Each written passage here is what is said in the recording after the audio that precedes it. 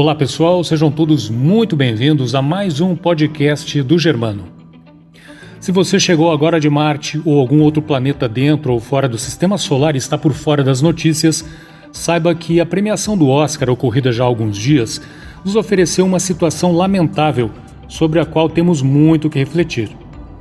O apresentador fez piadas com a saúde de Jada Smith, esposa de Will Smith.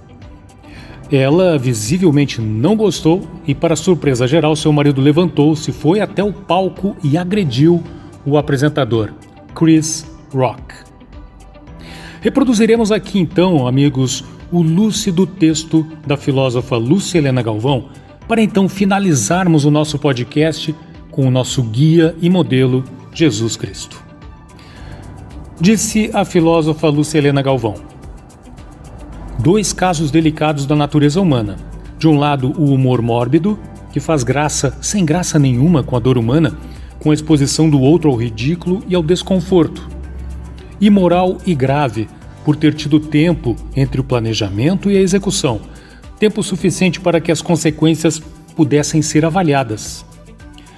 No melhor dos resultados, sonhados pelo humorista apresentador, todos, marido, auditório presente e o público virtual, ririam da situação constrangedora da vítima. Vejam bem, esse horrível painel é o, aspas, melhor que ele poderia esperar. E a equipe do Oscar seleciona esse tipo de apresentador, de profissional, para conduzir uma cerimônia deste nível de importância mundial. De outro lado, prossegue a filósofa, temos a impulsividade de Will Smith. Somos obrigados simultaneamente a entender a sua dor e a condenar sua atitude, pois todos já sentimos na pele as consequências da perda do autocontrole nas nossas vidas. Sabemos o quanto dói, constrange e humilha. Se um cão late para nós, não devemos latir para ele de volta, não somos cães. Perder o controle é responder às circunstâncias de forma irracional, sem senso ao critério humano, o que fere nossa dignidade e nos expõe. A questão é que a maioria de nós tem seu ponto de corte, ou seja, o limite do que seríamos capazes de suportar, o que varia muito de pessoa para pessoa. Ampliar esse limite, não deixar que as circunstâncias nos roubem a nós mesmos, tudo isso é resultado de treino diário, de fortalecimento de caráter que devemos construir dia a dia, ao longo de toda a vida. Quando o companheiro humano de jornada comete este erro, deveríamos ter ao mesmo tempo compaixão em relação a ele e mais atenção em relação a nós mesmos. Que o fato seja um fator de amadurecimento para todos, pois, ao invés de criticarmos ou aprovarmos, podemos olhar para a experiência do outro com um olhar de verdadeiros aprendizes. Logo, como síntese, eu proponho duas perguntas. E espero que todos as respondam de maneira silenciosa apenas para si mesmos, mas que reflitam sobre as respostas sob o ponto de vista da dignidade humana. Então, a filósofa Lúcia Helena Galvão propõe as duas perguntas. Eu já ri da dor alheia?